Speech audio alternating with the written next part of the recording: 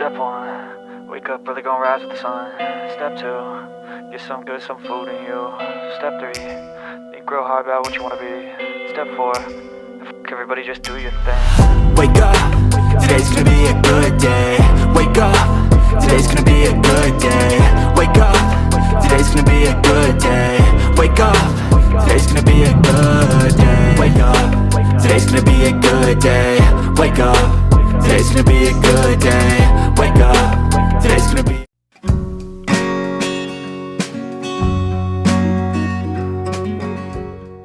So yun na nga, no? So what is up sa inyo mga dito? This is your boy, Asro Ali, back again with another travel vlog. This time, lilipad tayo papunang Davao. Samahan nyo ako, igagala ko kayo, and igag-guide ko kayo kung first timer kayo. Let's go!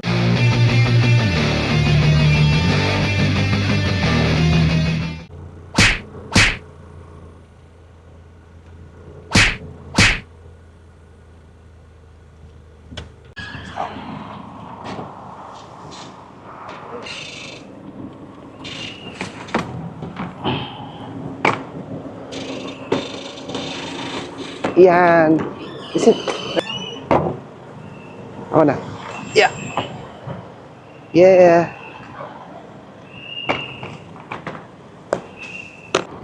Pabalik na rin ang naiiya. Nandito kami sa Terminal 3. Yan.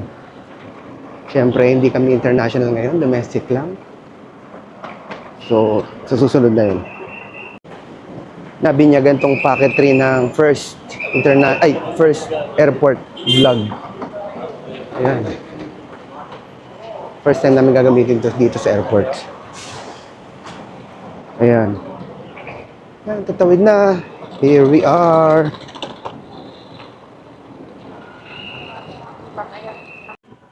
Speaking of first timers, kung first time mong lilipad ng eroplano, tapos domestic, ito, panoorin nyo hanggang dulo. Iga-guide ko kayo, tatry ko yung best ko para mapakita sa inyo o masabi sa inyo kung ano mga dapat at hindi dapat nyong gawin. Panoorin nyo hanggang end, ha?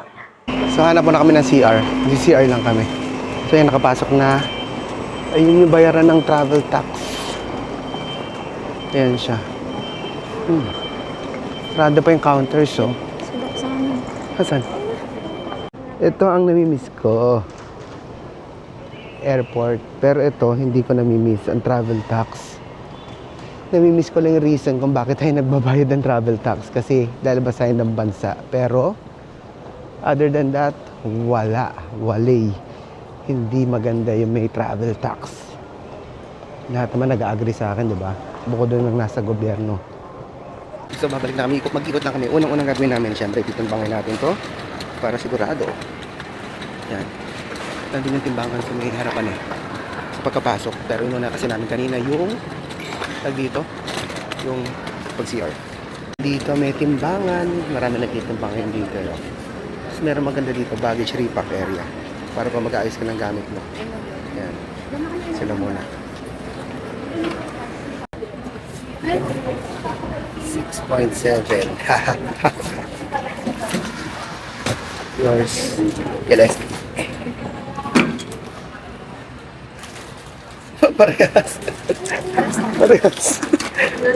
Parehas. So, syempre makikita mo din sa letter E, ito yung bayaran ng travel tax.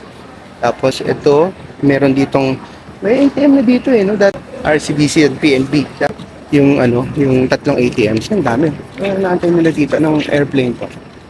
So, syempre, para ma-check mo yung flights nyo and gate mo. International ito malamang. Ayan, no? Ang lalaki ng mga baggage nila, yung mga luggage. Ayan.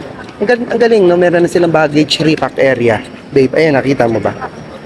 Kasi para pa mag-aayos kayo ng elevated dyan, no? Parang hindi ka natutungo ng matindi. Ayan, ito yung self-check-in. Ayan, may Cebu Pacific dito. Ayan. Mabilis ang pakita natin kung gaano kabilis.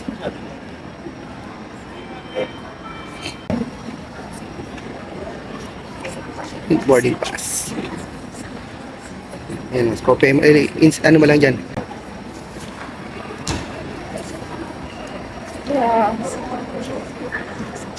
Yan. Nice. Bablur ko na lang yun. Ayan, printing. Yun na, yes. Wala pa ang boarding gate. Wala pa kami boarding gate. Ayan, sa domestic. Hindi pa tayo makatingin sa international. Dito muna tayo sa right side. Mga self-check-in, no? Ang dami na niya dito. So, kung peak hours ng mga nagta-travel, ma-accommodate niya kasi marami naman talaga. So, ayan na, travel tax. Hindi pa rin nakakawala. Time check, 5:30 a.m. May 5:30 a.m. Anong oras na? Mag-3:03 nakita ko doon. 3:03 a.m. Ganito ano yung action dito. Ka-busy action. Haba agad ng pila ng mga mga magbabag drop, magche-check-in. Buti tayo ano lang tayo, small travel light, small luggage lang sa amin. So no need to check in. Nakita niyo naman kanina yung ano tag dito, yung timbang para 6.7 no, and 7 kilos yung inaalaw. Yan. So, and McDonald's ay bukas na ulit. Ang ating paboritong McDo, babe. McDo ng airport. Bukas ulit, nakikita ko eh. So yan, wait lang. Mga action ng first flight. Mga first flight ni Cebu Pac. Mga action. And, ikutin ko to, yung nasa taas sa mga pagkain. Grabe, ang dami na agad tao, no? Ang dami agad tao. Ayun, may government services dun, no? Dami agad tao. Ang ganda na. Ganda. Very nice. Ang laki na improvement. Thank you. Oh, no, FW Lounge. Nice. Oo, syempre. Ayun, no? Very good. Galing ng initiative ng ano dito, ng San Miguel dito. Very good, di ba? Ang laki kaya niya. Ano to? Dignitaries Lounge. What do you mean by that? Visitors pay. Okay. Okay, nice. May government services nga dito eh, oh. Pakita ko na sa ano lang. Sarado lang syempre ngayon dahil hindi pa office hours. Yun. Pakita ko lang. Ayan, government services. Diba? Astig, diba? May BPI, BFARB, BAI, CFO, OWA, tapos DMW. Nice. DMW meron tao. Ano ba yung DMW? Lagay ko na lang dito. In this video pala, itatry namin yung best namin para mapakita sa inyo yung complete travel guide ng domestic flights. Bukas na naman yung McDonald's. Nirenovate kasi siya eh. Nakaraan sarado siya. So medyo matagal-tagal na pala yung huling ano namin, no? Lipad namin, no? So yun yung action sa baba. Tapos ito may ginagawa. Ang ganda, oh. Meron din ano dito, stairs. Ang ganda na aesthetic. May Watsons, oh, babe. So yan, may Watsons dito. Very nice. Ang liwanag niya. So bukas siya ng ganitong oras. On 24 hours. Ayun, open 24 hours. Very nice. Tapos susunod doon, ang ganda, ang laki ng improvement. Very good talaga si SMC. Ito meron dito, The Wings Transit Hotel and Spa. O, diba? Transit Hotel. So, pwede kang mag-check-in dyan full.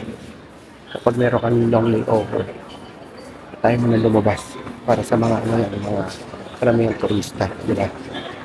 Ayun lang. So, nag-relax dito. Open. Pwede yung pambili ng pasalubong. Pwede kang mag-dine in.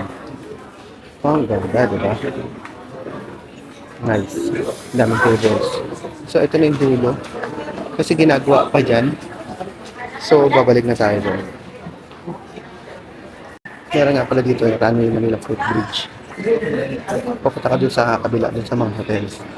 So, kung naka-check-in ka doon, okay, doon ka magpababa ng Grab kung gusto mo. Tapos, meron namang parang bridgeway. So, ito, kung mga foreigners na may kasama Pinay. Galing sila doon malamang kasi wala naman silang mga dala-dalang mga gamit. So ito yung dito sarado pa eh. Ito, Rax Centennia. Yan o. Rax, sarado pa. Ang paborito nating Rax, di ba? Tapos sunod dyan, Tenya. Yun. So, daming pagbabago sa Naiya, no? Kada punta mo, meron ka makitang bago. Very nice. Tapos ito yung bridgeway. Ayun, doon. So, yun na nga, no? Pakita ko sa inyo yung update dito. Yung gaano kaganda yung update ng, ng Naiya Terminal 3. So ito, pinapakita ko sa inyo ngayon, ito yung parang food court nila dito sa level 2. Pero may Boss Coffee nga dito, pan de coco, frutas. Ang ganda. Very nice. Hindi kami anong nakaraan, hindi kasi kami napadaan dito kasi nung international flight namin, nagmadali kami so hindi na ako nag-ikot. So hindi kami ganun nagmamadali kasi ano naman to, domestic and maaga pa kami dito. Ayan, very good, di ba? May Magnolia Pure Fusito Street, sarap. Nice. Ayun yung mga pagkain nila. Ayan.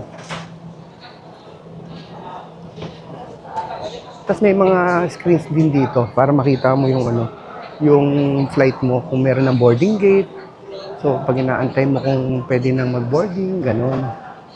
So yan. Tapos meron din dito globe. Very nice kasi syempre kapag turista ka, naghahanap ka ng SIM card. Ayan. Ayan yung globe, 'di ba? Very nice. Parang pag nasa ibang bansa din tayo, 'di ba? Parang pag naghahanap ka ng SIM card. So ganun. So ito yun, Tambayan at iba pa. Nice. Tapos ito yung Grab counter, Grab lounge, oh. Pag mag-ano ka siguro dito, magbubo ka ng Grab, mag-aantay ka ng sasakyan mo, ito yun. Grab lounge. So, may problema. Wala yung Joyride. Joyride yung nandito dati. Oo nga, Nandito pala. Ayan. Harap muna tayo. Yun.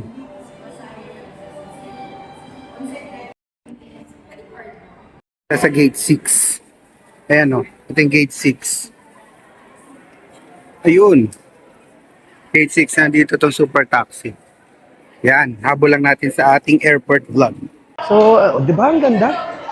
Very nice, di ba? Ayun, yun yung bago. Tambayan at iba pa. Tapos meron din dito, but first coffee nga pala. Siyempre, katulad natin ngayon, nagkakape tayo. Iniwan ko lang kay FB yung McDo. Ice Americano ako. Siyempre, wala mo ng sugar. Kasi maaga pa. At nagpa-fasting pa tayo. So yun, may but first coffee dito. Very nice. Tapos ito, treats. Pasalubong. Siyempre, treats. Kung di ako nagkakamali, under siya ni Petron. Petron Treats, di ba? And Petron is under ng San Miguel Corporation na nagko-concession dito sa airport. Diba? Ikutin natin dito. Nandito. So yan, very nice, diba? Ito matindi dito. Dahil nga SMC, diba? Ginebra, San Miguel Spirits Bar. Yun, pwedeng uminom, diba? Para gusto mo makatulog sa flight mo talaga. Guys, lalo kung long flight ka, diba? Kunyari, lalo yung mga foreigners, kung uwi sila, kunyari Europe, diba? Europe, punta sila ng Canada, ng US, diba? Inom muna sila, siguro, para makatulog na mahaba-haba. So, yung mga makikita mo dito, ang laki, very good. Pero, karamihan dito, sarado kasi, syempre, dito ngayon, madaling araw pa. So, around, anong oras na ngayon? 3:41. So, ayan. So, ayan, Batangueña, Abubs. Yun, very good. Tapos ito. Pakita ko sa inyo yung further pa na area. Ayun, bukas to. Pampanga, Cuisine. Pampangueño. Bale, Pampangueño. Nice. Yun, marami din dito. Ang lamig pa. Ayun, pwede ka pang makaidlip, oh. Diba? Ayun yung Ginebra San Miguel Spirits Bar. Pakita natin.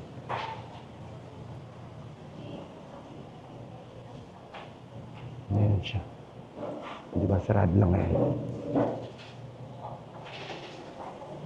Tapos ito maganda dito. Para namomonitor mo pa rin yung flight mo. Ayan. Ikot tayo. So, actually, naikot ko na pala. So, grabe, ang ganda.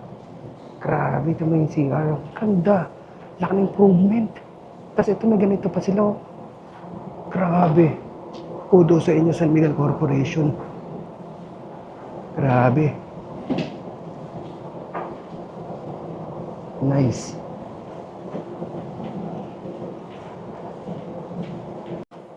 Tapos, malaking saludo sa'yo, Sir RSA. Dahil ayaw mo talagang napag-iwanan ng Pilipinas. Grabe. Sobrang saludo sa'yo. Lipat lang tayo. Pakita ko lang sila, iinom lang akong kape. Yes, nilakad lang natin. Siyempre, kailangan natin maghabol ng steps at tayo kakain ng marami. So, yan o, Nanyang. Dito to sa level 2. Nanyang, Watami. Diba? Very good. Watami. Tapos, bread talk. Yan. Tapos Angel's Pizza. Naalala ko nung galing kami ng Jeju, South Korea. Dito kami kumain. Yan. Tapos may Popeyes doon. 24 hours ng Popeyes tsaka Angel's. Very good din nun. Sabi ko kanina nung umpisa ng video, karamihan sarado. Pero hindi, baliktad pala, karamihan pala ang buka. So yan. Tapos meron, ito pancake house kasi nakatago. Pero sa bagay, pag galing ang arrivals, ito makikita mo agad yan. Pancake house. Yan, tas UCC, syempre, masarap na kape. Kaso sarado siya. Sarado siya ngayon. Yan, ang laki ng pancake house, oh. O, yan. Syempre, KFC. Oh. Tapos, syempre, Seattle's Best. Ang ganda ng Seattle's Best dito. And maganda. 24 hours si Seattle's Best. Hindi katulad ni UCC na sarado, sayang. Sarap pa naman ang kape nila. Ito, masarap naman syempre ang kape nila. And masarap dito yung breakfast meals nila. So yan, syempre, Banapol, sarado lang.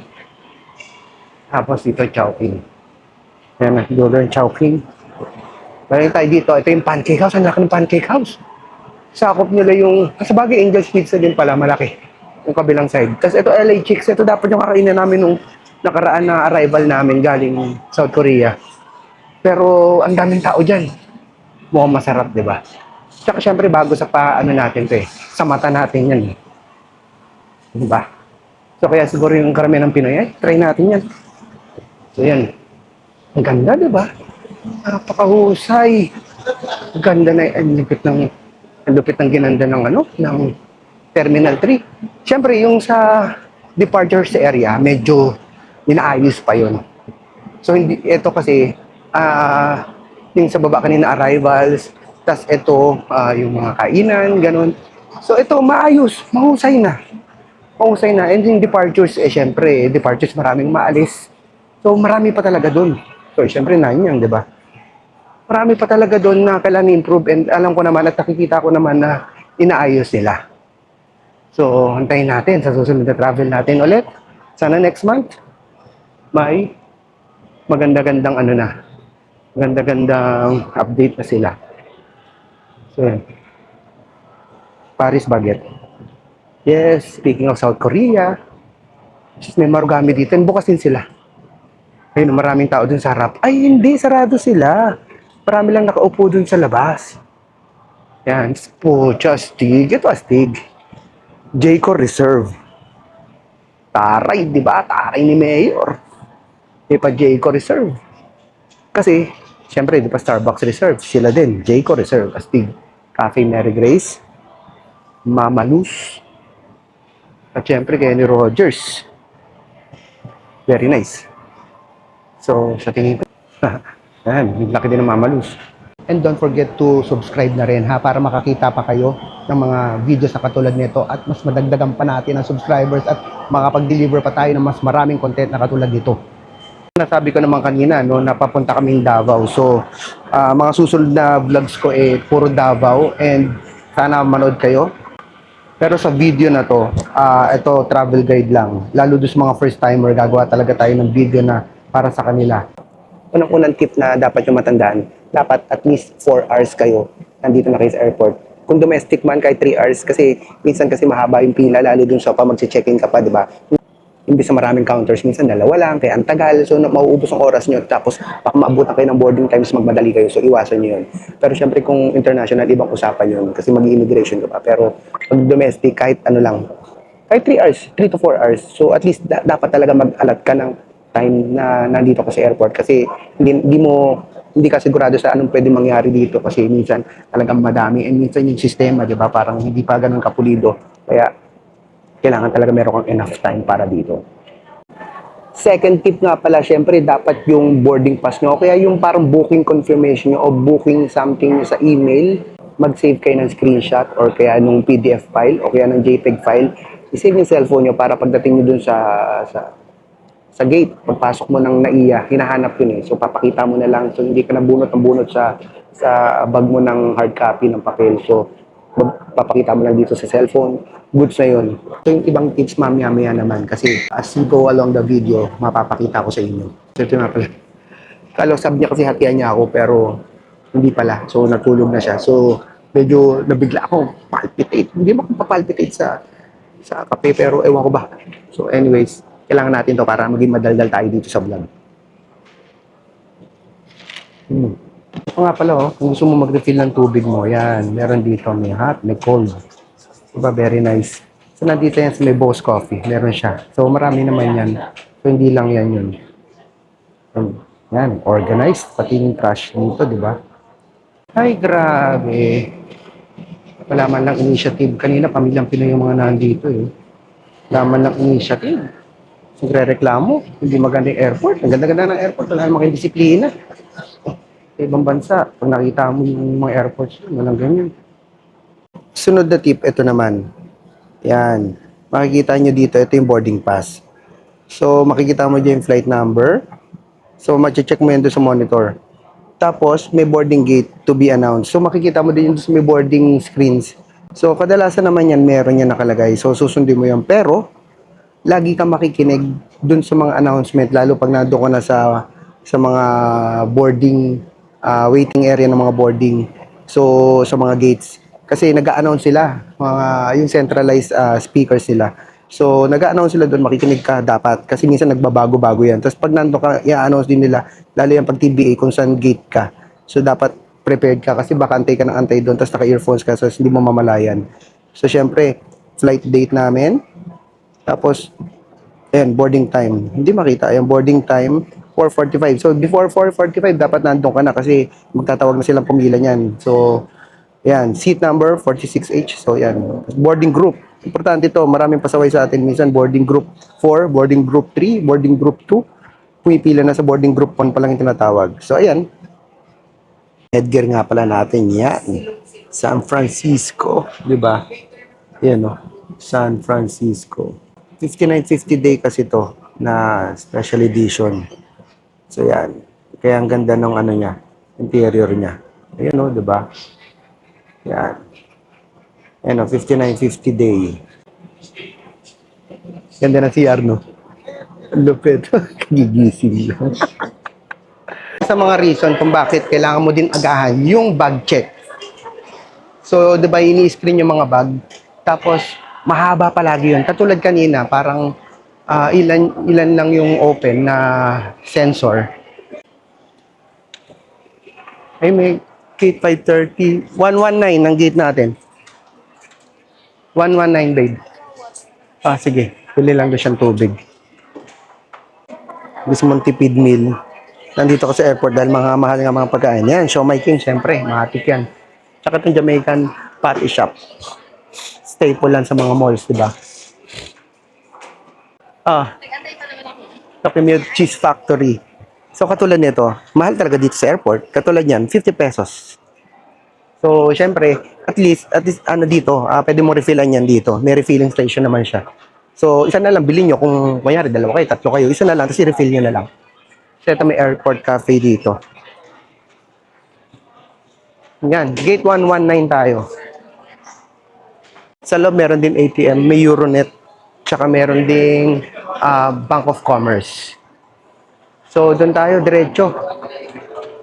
Ang daming domestic flight, Ayan, doon pa tayo sa dulo.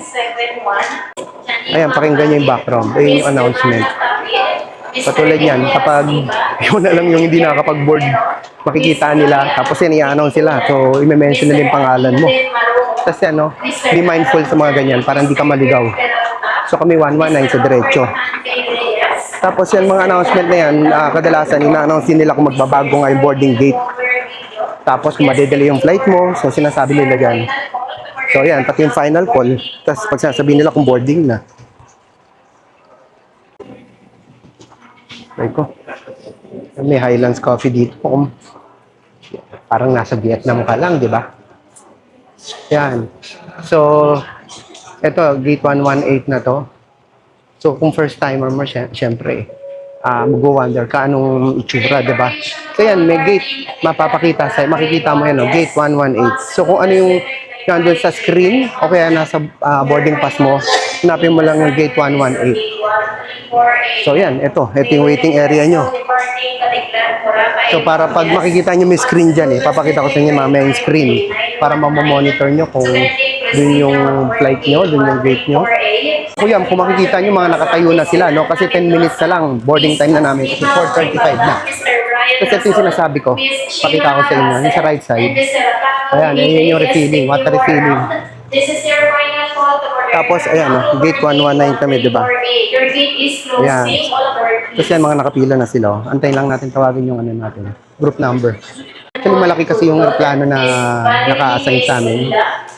So, ayan. Ang daming pasahero, di ba? Ito yung monitor na sinasabi ko.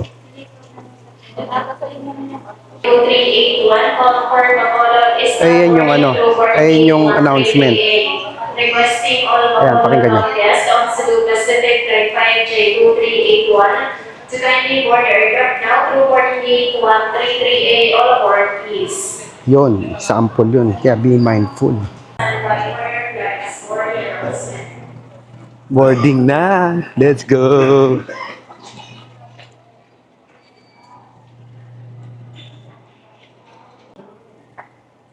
Nice. Malaking aeroplano ngayon naka-assign sa atin.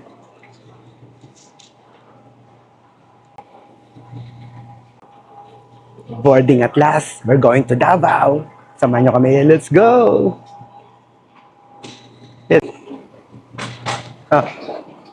So, yan o. Ito, dalawa to eh. It's either ito, parang bridge. Ang tawag ba dito? Yung parang pinakatulay mo papunta ng mismong aircraft. O kaya, yun sa baba, bus. Eh, nandito kami sa taas na gate. Kaya, nandito kami sa taas din, na bridgeway.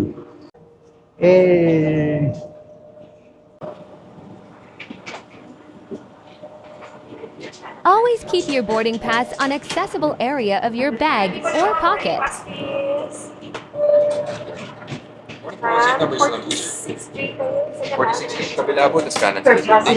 you. Good morning. Emergency exit. Read carefully the passenger briefing card located by your seat. If you do not wish to 46 pa perform tayo, the diba? functions described, Wala. in case of an emergency, please.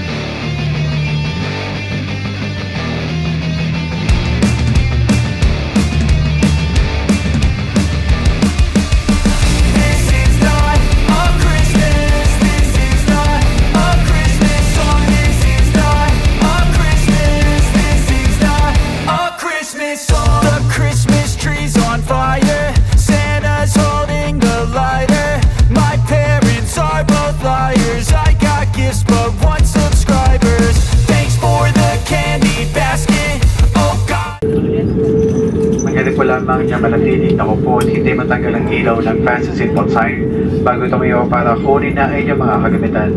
Nais po namin paalam sa iyo na paggamit ang palikuran sa mga sandaling ito ay may pong pinagpapawal. Always listen to the pilot's instructions. We thank you for making Cebu Pacific a part of your important moments. It's truly a pleasure having you all aboard and we do hope some flights are fun in the future. Once again, thank you everyone for flying with Cebu Pacific. Huwag magmadali tumayo.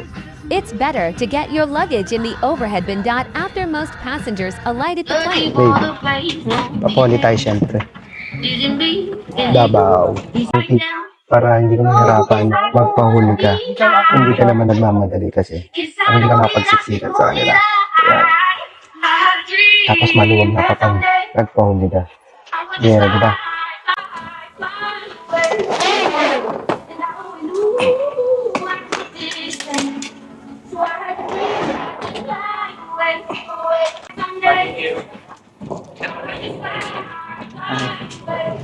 Thank you.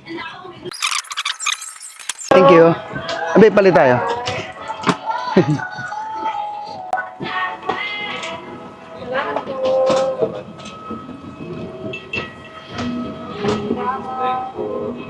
Thanks. Thank you. Davao International Airport. Yeah. So ito na yung mga idadagdag ko dun sa kaninang napanood nyo, yung Manila to Davao, complete travel guide and guide to para sa mga first timers. So parang katulad namin, katulad ko noon, nung parang first time ko sumakay ng eroplano after a long time. So gusto ko magkaroon ng guide. So naiisip ko yon na gusto ko meron mag-guide din sa akin na mapapanood ko and gusto kong gumawa ng ganito. And nagawa ko na siya dati, yung sa Cagayan de Oro, pero sa tingin ko dahil nga naka-ano na tayo, naka-packet 3 na tayo ngayon. So sa tingin ko mas maganda yung quality ng video ngayon and mas maganda yung quality ng audio. Kaya gagawa natin to. Huling footage na kita nyo na nasa aeroplano is yung pagbaba. So sa tingin ko para hindi kayo mahirapan, lagi nyong uunahin. Ang iisipin, kung hindi naman kayo nagmamadali, antayin nyo na yung makababayan lahat o makababayan nakakarami. So nakita nyo naman yung paglakad namin, 'di ba? Kita nyo ang luwag, 'di ba? Tsaka ang dali ko nakuha yung luggages ko kasi wala na nag-aantay sa harap. Kung hindi kayo nagmamadali, so sa tingin ko, that's the best. Sasakay pa lang kayo ng aeroplano, wag din kayo magmadali kasi lalo yung mga groupings.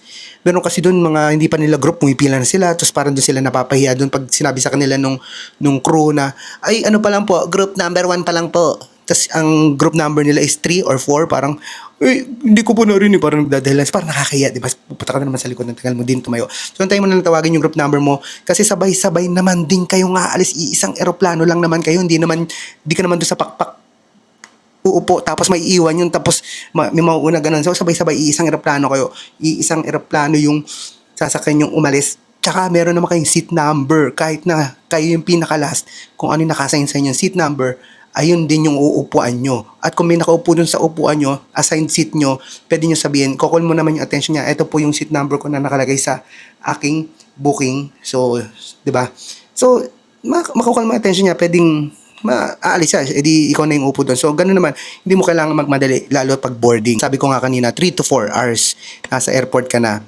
Marami magsasabi, hindi naman international flight mo para 3 to 4 hours ka nandun di ba? Hindi ka naman mag-immigration, hindi ka naman pipila immigration. Yes, tama ka naman. Kung sino ka mang magko-comment, may magko-comment yan malamang. So, inunahan na kita. So, kami kasi, minimake sure namin na ganun.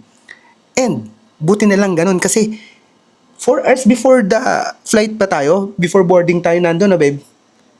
So 4 hours. Tapos, nag-hold kami kasi yung, di ba, yung papasok, security check. Ang haba ng pila. Alam bakit mahaba ang pila? Ilan lang yung detector na gumagana, yung pinaka-scan. Kasi syempre parang shifting siguro yung mga staff. So hindi lahat gumagana. So ang haba ng pila, tapos ang tagal. Sobrang tagal. Parang umabot kami data ng mga 30 minutes din doon. O diba, imagine niyo kung sakto lang yung pinalano nyo, tas nagtatawag na ng boarding na, tas tatawagin na yung pangalan nyo, i-call out na kayo doon. Kasi tinatawag yun. Na gano'n na kami dati sa AirAsia. So, tatawagin yung pangalan mo, tapos buong airport yung makakarinig no? Sasabihin yung alam mo na kayo na lang inaantay sa boarding. So, gano'n. So, sana maiwasan natin yun. At wala naman din mawawala kung aagahan nyo.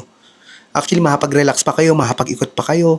Tapos, alam yun, parang wala na din kayo iniisip, hindi nyo naisipin din yung traffic kasi nandun na kayo. So, sa tingin ko, better talaga na mas meron kayong, mas mahaba yung oras kaysa naman isasakto nyo lang. Tapos, ibabalik ko lang yung kanina, yung pagmamadali, yung sa paglabas ng eroplano. If flying late ka lang naman kasi yun lang naman yung luggage katulad namin, so magpaiwan ka doon. And syempre, inuulit ko, kung nagmamadali kayo, and syempre gusto nyo din makuha na rin yung gamit doon sa may belt, dahil may check-in baggage kayo, choice nyo kung magmamadali kayo, di ba? Pero, pagbaba nyo doon, hindi din agad lumalabas yun actually. So, magtaantay din kayo na matagal doon. So, better na lang din na hindi ka mapagsiksikan. So, sa akin lang naman to, pero suggestion to para based on experience and based on observation lang din to. Tapos, napaka-straightforward nung airport. Hindi siya katulad ng NAIA, hindi siya katulad ng Cebu, na malalaki kasi. Dito sa Davao, napaka-straightforward. Pagbaba mo, nandun na yung belt, nung kuha na ng mga check-in luggage mo. Paglakad mo ng konti, nandun na yung Davao na magpipicture ka. Lalabas ka na, tapos tatawid ka na, nandun na yung taxi na pila, nandun na yung Grab pickup, nandun na rin yung ibang means of parang transportation, ganun lang siya kadali. So hindi ka malilito dito in all fairness. Isa pa yung Grab, pagka-Grab, pag nasa airport ka and first time mo dito sa lugar, kahit saan lugar naman, and may Grab services naman, mag-Grab ka na. Actually, para wala ka ng problema, tapos landing mo na mismo dito sa hotel. Additional pala sa aeroplano dahil Cebu Pacific. To be specific, ang pag Cebu pa kasi medyo naging strict sila. So, ito yung ano nila, parang bagong ano nila, yan, sa mga luggages nyo. Yan. So, para maging safe, nakita nyo naman sa umpisa ng video, tinimbang namin yung luggage namin. So, wala pang 7 kilo. So, kailangan sundin talaga hanggat maaari para maiwasan mo rin yung pwedeng maging extra charge. And kung alam mo naman sobra, yung dadalin mo, dun pa lang sa booking mo, tatlo kasi pipiliin mo yung normal lang na dalahin. Tapos yung pangalawa, yung may additional ka. 20 kilos ba yun, babe? 20 kilos ba yung additional? Kapag nagbayad ka ng extra sa Cebu Pacific, di ba 3 klase yung booking? So yung pangalawa ay magdadagdag ka ng 2.5. 2.5 yung nakita ko recent na rate eh. So 20 kilos na baggage ka noon na at least check-in baggage para at least kung hindi ka na mag-iisip na baka sumobra yung yung 7 kilos, so at least ganun. O kaya pag may bala kang mamili ng marami o kaya meron kang dalang pasalubong, so mag-ipon ka na ng budget para doon sa dagdag na yon. So yun, tas pangalawa, meron silang bagong, dahil nga pinakita ko kanina, yung sukat, kasi nagra-random sila, may nakita kami nira-random nila na, oy, sukatin mo yan, parang ganun. Tapos, at the same time, may dala kang luggage, meron kang dalang personal bags. So, nakita nyo naman sa pinakita ko. So, kapag unusual yan, hindi nag-fit dun sa criteria o yung, yan, yung dimension yan, sinisita nila. So, baka kasi, syempre, magbabayad ka ng extra. Mas mahal yun kapag on-site ka nila gaganunin. So, sa tingin ko, mas maganda ng sumunod kesa magbaka sakali. Kasi baka biglang ikaw yung matimingan, di ba? Tapos mapapagastos ka. Okay lang naman kung may panggastos ka, di ba? Lalo kung kaya mo naman bayaran. Pero syempre, karamihan ng tao, kaya naman bayaran yung i-charge na yun. Pero syempre, budget nila yung maapektuhan nun. Tsaka strictly dalawa lang. Oo, isa yung luggage mo na yung cabin, pwede sa cabin, overhead bin. Tapos isang personal bag. Yung personal bag nga yun. Sabi ko ngayon sa dimension, sana masunod yun. 'Di ba? Oo. May dala siyang Jayco, may dala siyang Jayco, meron siyang personal bag, tapos meron siyang luggages. Sa sinita siya agad, matik.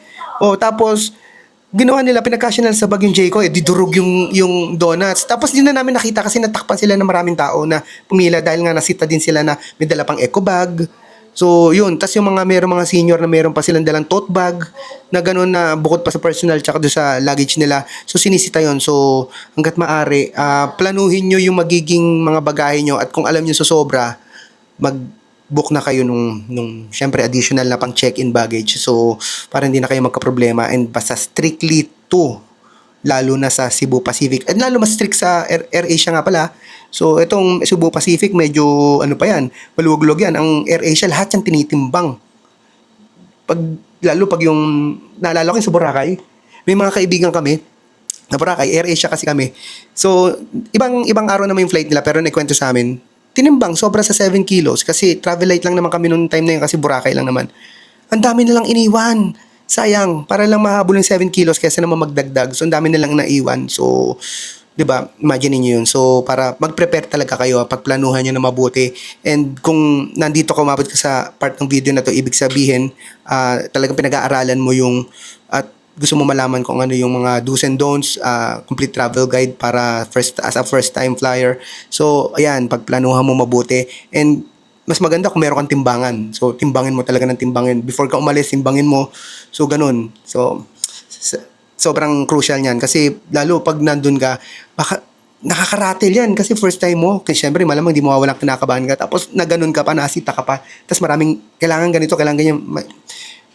Mararatel ka talaga, masisira talaga yung momentum mo. So sa tingin ko, mas para less yung problem mo, yung kaba na lang ng first time mong lilipad, yung maging problema mo. So yun na lang, gawin mo talagang mag-ingat and planuhin mabuti.